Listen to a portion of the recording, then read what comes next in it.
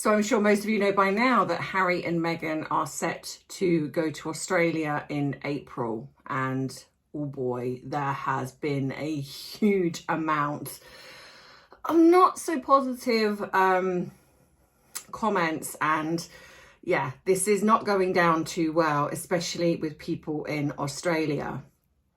So we're going to dive into this because I found some interesting things out. And I also want to show people that this is not as big as what it's being created to be, and we can really show how far they've fallen.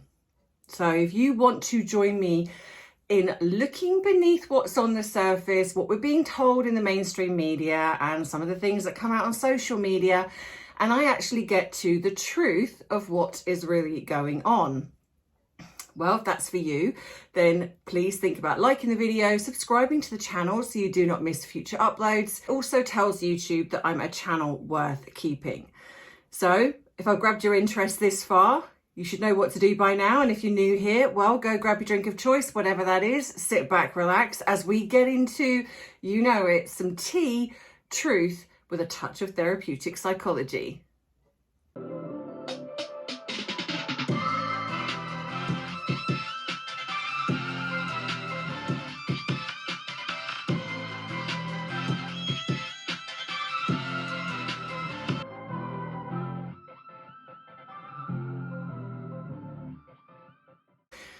So, hands up who had a big old chuckle when they saw that Harry and Meghan were going back to Australia.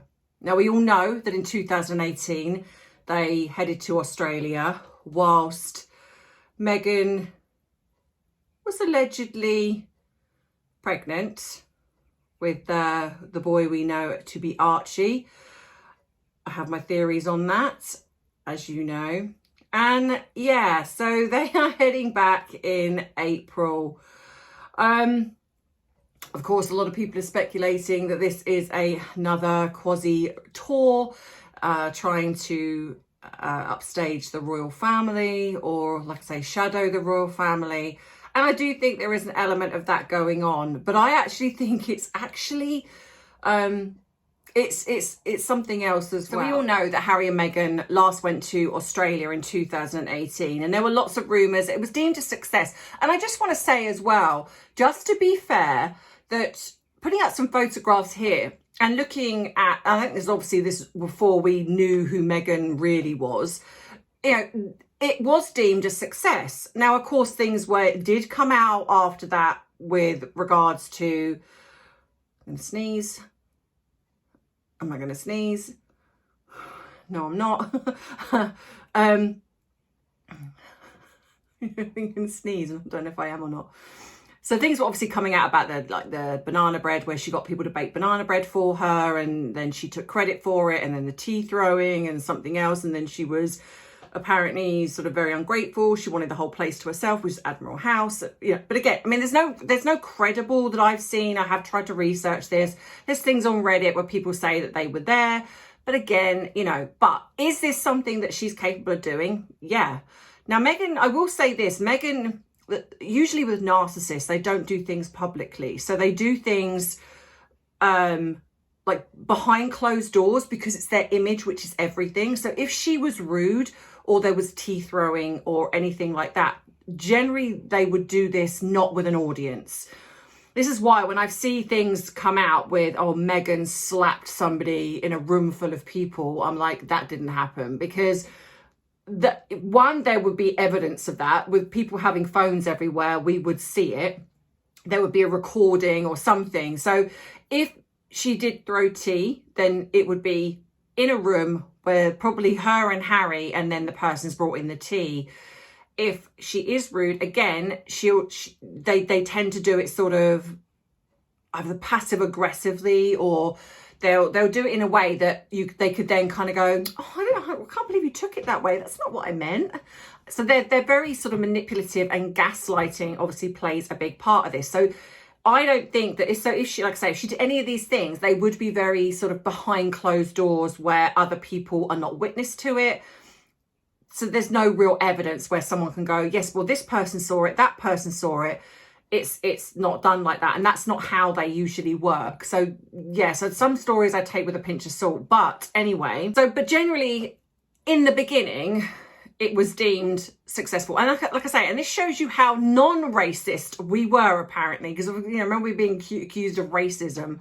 So yeah, so of course now she's coming over to Australia with Harry, and they're both doing separate projects. Now, of course, he's doing his Invictus, using veterans again, because that's literally all he's got left. Now, of course, remember that she's not a working royal. So she's now coming over. Of course, she's utilising her title because we've seen this picture going out. But this is at a women's retreat in Sydney. Now, the interesting thing is the people that are kind of involved in this. And also we have her handler, Marcus Anderson, and the connection there. So we have Meghan joining up with someone called Gemma O'Neill. Now, one of the funniest things is that Gemma put out this statement, and I'm just going to put this up here for you all to read, just to take this in. There is some really icky fangirling going on here, which I find really bizarre. But the fact that she's friends with Marcus Anderson, I'm not really surprised. But apparently Meghan coming from nothing is just farcical. But also the fact that she herself, which I am sure Meghan is not going to be happy about, she herself has actually publicly sort of outed Meghan by saying she's gone from the likes of Oprah to now standing on the stage with little old her. So in a way, basically saying, wow, you've gone from just speaking with Oprah to now talking with someone that nobody really knows. Yeah, that's not good. That's not a win. I mean, I guess it's a win for her, because again, it is literally like utilizing Meghan. I mean, using Meghan, really. I mean, Meghan uses people, so now these people are using her back, which, I guess it's a bit of karma. But yeah, so she's basically saying, oh, look how far you've fallen, love. And of course, that's being spread everywhere. I'm not going to lie and say that I didn't spread that a little bit as well, because I kind of did. But yeah, okay, so who is Gemma O'Neill? So obviously I did look this woman up a little bit and to find out a bit more about her. So the event Meghan is speaking at has been organised by an Australian media executive called Gemma O'Neill.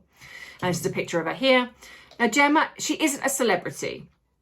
She's what you would call a media operator. Now, again, this is probably why Meghan has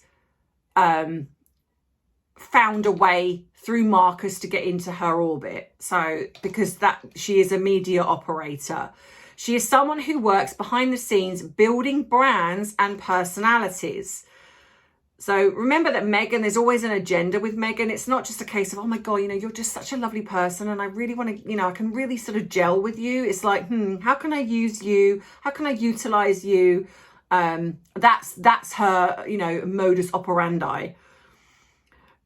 So she spent most of her career in Australian radio and media production, and she's known for developing talent, producing podcasts and creating media ventures. So she doesn't strike me as somebody that's wishy-washy. So it would be interesting, the dynamic between, because she sounds like she's quite a tough personality. So it would be interesting, the dynamic between her and Meghan, because we know how Meghan likes to monopolize the situation and be more dominant. So unless she's literally, because she's only there for a couple of days, maybe she's just going to be put full on like love bombing mode of like, look how amazing I am. So one of the biggest people that she's worked with is someone called Jackie O. Henderson. So she's another person in Australia, and this is Jackie O. Henderson. I'm going to get more into her in a minute. And if you're Australian, you'll immediately know that name. Now, I've got a friend who's Australian, and know that she, doesn't think very highly of her. So she's obviously, and apparently she is very similar type of personality to Meghan. So again, interesting, because narcs don't tend to get on with other narcs. So yeah, again, interesting. So Jackie O has been one of the most famous voices in Australian radio for decades. Her breakfast show with someone called Kyle Sandlins was one of the biggest radio programs in the country, and it's also been controversial. The show built its reputation on shock jock humour, provocative interviews and edgy segments. Some like it, some don't. Which is actually very common in commercial radio. But it also means the show has faced criticism over the years, including accusations of crossing the line on topics like mental health and commentary about women. Now, remember when Meghan, sort of built this thing of like how she wants to empower women and how she's all for mental health? Well, this lady has built a brand on mocking mental health and mocking women. But I think in a way that also shows Meghan who she truly is, because genuinely, like for me, if I work with somebody, not that I do that because I know most of you know that I'm just here by myself, but if someone contacts me, which I do get people that contact me, the first thing, and whether it's a brand or whether it is a person that wants to collaborate, the first thing I do is look into them. I need to make sure that their content is aligned with my moral code, if you like. And the brand not only suits me as a person, but also that I know that it would suit you guys out there. If it doesn't, I don't work with them. I've turned down a lot of people that have wanted me to showcase their brand. And if I don't like it, or I don't agree with it, or I think there is something like I will get gaming, I will get gambling even, alcohol, and I won't promote that on here. Not just because I'm a therapist, but because I just don't agree with it. I'm not a drinker myself. I'm not a gambler. And I might like a bit of gaming, but I know that majoritively my audience isn't probably into that as much. So it just doesn't work. So I don't do things just because I get money thrown at me. I do it because it is who I am, and that matters to me. But Meghan is not that type of person. She will just go where the money is, where the attention is. And this is what I think this is about. Because if she really was an advocate for women and she really was an advocate for mental health, she would not want to work with someone who is known for being someone that's that makes a mockery of that. I mean, it doesn't mean that it's wrong. No, yeah, actually, no, sorry, no, I'm not going to be balanced there. It does. It is wrong. So, yeah. Now, of course, then we enter Marcus Anderson. So this is where I think the story gets a little bit more fascinating, because I truly do believe that Meghan has kept Marcus on because she's failed. And I say that with true honesty, really, because I truly do believe the type of personality that Meghan is, where she burns bridges, where she discards people, if she had made a success of her, whatever it was that she was setting her mind to. That's why I truly do believe that when there was a time when she was in the royal family, probably when she first got with Harry, I bet you there was a time when she didn't speak to Marcus Anderson. I bet there was a time when she kind of ghosted him a little bit. She didn't return his calls. Or it might be that he wasn't bothered. I don't know. But I bet there was a time when she thought that she was climbing that ladder, that she didn't need him. And that's what I think happened with most people that she works with. Said a little while ago that I think that she would divorce Harry. And the reason I believe that she hasn't is simply because that she's not made a success of anything and she still needs him. And the same with Marcus. I imagine that the minute it started to go a little bit wrong, she reached out to him at some point, and she's kept him kind of there in the background for when she needs to reel him out, whether it's to keep Harry in check, because I definitely think there's something there. But I also think it's for things like this, like he apparently also organised Paris Fashion Week. So she's utilising him because he has connections within Soho House, the global private members club network. These clubs exist in cities like London, New York, Los Angeles, and Toronto, and they're essentially social hubs for people working in creative industries. And of course, there are a lot of people that believe that that is how her and Harry met, was through Marcus Anderson. And I do believe this, which is why they never really spoke about it. I do believe that when she was in Toronto, she got Marcus to find a way to maneuver her into Harry's orbit. Now, Marcus is also known as one of the great connectors within that ecosystem. He became friends with Meghan when she was living in Toronto filming Suits. And from that, he has introduced her to a number of people. And I think the Mulroneys were also another one. So, Meghan has used him to cultivate these relationships. And so suddenly here we have, given the fact that he's friends with Gemma, that this now connection between her and Meghan.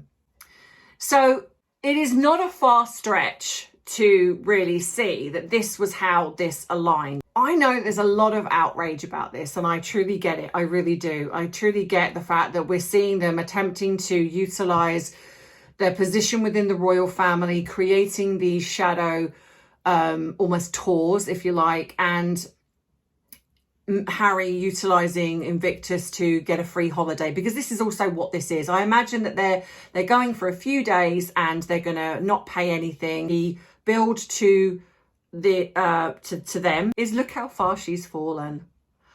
A woman that once at one point probably had Oprah on speed dial, she had Spotify, she had Netflix, Ellen even invited her on for an interview, and she has now been resorted to going and doing a talk at a prestigious wellness retreat for yoga. I mean, come on, you could, if you this is, you know, from someone that thought that they could command $1 million for going to talk, she's now, it's a, you know, it's like £1,700 if you want to have a meet and greet with Meghan. That's how far that she's fallen. No, well, I say fallen. It's kind of, she's come full circle, really, because I think, if I'm truly honest, when she was in Suits, even though most people didn't know of her, the odds are, when they were doing sort of their meet and greets, she probably would have got a lot more popularity from being in Suits, because people only ever knew her as Rachel Zane from Suits, and nobody really knew her. And so they probably would have thought that, you know, that would have probably given her a little bit more. I think she had more followers on her Instagram then than what she does now. Now, bearing in mind, she buys her followers now. I've been watching, stalking, and she's buying her followers. So she does not have, like I say, when you look at her Has Ever brand, she's not even got 1 million on there. And that's slightly creeping up. So I think she might be buying followers on there as well, but that's slightly creepy. But she's not even on there as 1 million. And she's been going since, well, before, I think 2024 on there. So she's not getting anywhere. No one's interested. And so here you have her going to Australia to get a freebie holiday. And bearing in mind again that the poor old, you know, cupboard under the stairs kids don't get a look in, because they never go on holiday or anything, because, well, we know they're not real, or they're not living with them, should I say. But yeah, we don't talk about that. But she's got nothing. There are influencers that could probably charge more than what Meghan is charging. And it's a lot of money, don't get me wrong. It's still a lot of money. This is still not for your Joe average person. This is, well, stick, because I want to say something else in a minute as well. And hopefully that my memory doesn't just drift off and I forget it. But, you know, so £1,700, 3,000 something dollars is still a lot of money. This is not for, like I say, your Joe average person, and certainly not for her cult fanatics, because they probably, you know, barely scraped together for a jar of her jam. So this isn't catering for any of her fans, her so-called fans. So it's interesting. So who is she catering this to? So she's catering this to the slightly more elite people. But like I say, there are influencers out there, YouTubers even, that are like far bigger, that could probably say, I'm creating a talk, and I don't know, be like 5,000 a ticket. I don't know, I'm just saying. I mean, and they probably would get people turning up to it. You know, you have, but the thing is, you also have huge celebrities that do like these, you know, like these Comic-Con conventions and things like that. And they are far bigger and far more popular than Meghan. And those tickets are maybe £100 or something like that. You know, so it just shows you that this is about money. This is not about anything other than that. If this was about her wanting her fans to meet her, she would do it at a price that was affordable. That's the thing. And she's not. So this is catering to a specific elite group of people that are probably hoity-toity and can afford to go to this type of retreat. But it'd be interesting to see how many empty seats there are, or how many tickets aren't sold. Because remember Sundance, when the VIP tickets didn't sell and they had to start giving these tickets away because no one was turning up and there was empty seats. And they tried to then play it as they were at this big, the big stadium, and actually they weren't. They were at the smaller one, which is only 1,200 seats. So, and even couldn't fill that. So it just shows you that if she had all this, so 4 million on her fans, where are they? Where are they? Because why are they not buying her products? Why are they not supporting her ventures? Because they don't exist. They're not there. They're bots. Bots can't eat jam. Bots can't turn up to buy tickets. So, but I'm sure they'll say it's sold out, like they do with everything that she does. Oh my gosh, the tickets went up and we sold out within minutes. Yeah, okay. But anyway, so this is how far she's fallen. And I think that when we get frustrated, we need to try and remember that. We need to try and remember that this is a woman that married into one of the biggest, most influential families in the world that could, if she'd have been a decent person, done so much with that position. And like I say, had Oprah clambering for an interview, albeit that it was just, she's been desperate to get someone in the royal family. But aside from that, Ellen, let's say she had Spotify at one point, Netflix have dumped her now. And she's gone from that to doing a weird cooking type show, if you could really call it that, to now standing on a stage, listening. And I wonder if we're going to get the 11-year-old's dish soap story for the millionth time. Because she loves dining out on that one, and that's literally it. She is literally selling. She's just selling herself, really. So nothing much has changed there, has it? But the psychology behind it is fascinating to me, because I think when you look at, in the world of like sociology and psychology, has a name, it's called social capital, and it's the idea that relationships have financial value. And I think that this is kind of what's going on a little bit here as well. If you know the right people, opportunities grow. And this is what Meghan does. She's networking. Now, generally, there's nothing wrong with that. If you are somebody that wants to climb the ladder, there's nothing wrong. People network all of the time. The problem is it's not about the networking with Meghan. It's the way she does it, and the fact that she does it in a way that burns relationships. And that's the problem. So this is the fact that these collaborations and these situations that she's doing, this is all connected to that. This is networking. And networkers produce events like this. Now, what I would suspect is possibly going to happen is this isn't just like I say, just a retreat. Those people that buy some of those tickets are going to be people that Meghan believes are going to possibly take her brand to the next level. I don't know if it's on a level right now, but I think that's what this is going to be. This is about the fact that she's partnered with Gemma, who is someone that is in that industry, in a sense, in that network. She's going to utilize that to then speak to people, a bit like what she does with what she's done with her podcast. So when the Spotify one first entered the scene, that was about Hollywood. That was about inviting people that could potentially open the door to Hollywood for her. That didn't happen. So then when that was like, well, do you know what? I'm bored of that now. So then that got dropped. And then Lemonada, it was about female business women. And of course, Emma Grede come into that. And so she's networked with Emma Grede. And I think that that's what she also does there. So she's utilizing her podcast to network, bringing in women who are millionaires. Interesting. Who was oh gosh, what was the lady's name? The one that was like, yet. Who's the one that she did with that? I've forgotten her name. God. Anyway, her, but she's gone. I thought they were besties. Suddenly she's not in the picture because up popped Emma Green. And of course, Emma Green would be interesting to her because she's connected to the Kardashians. So, but I'm wondering if something has maybe gone on there because that's gone a bit quiet as well. So I think that this is what she's doing. So now that we're pushing that to one side. So now it's this.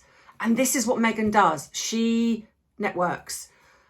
She did this on her blog, her Instagram blog. That was networking. She was literally going to different events. That's why she would turn up to all these fashion events, because she wanted to get into fashion. Paris Fashion Week, not because she's interested, but because she wants to see who she can align with.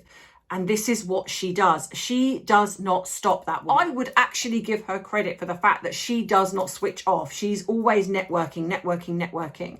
But because she does it in the way that narcissists do, and like I say, she burns bridges, she does it and she treads on people, she uses people.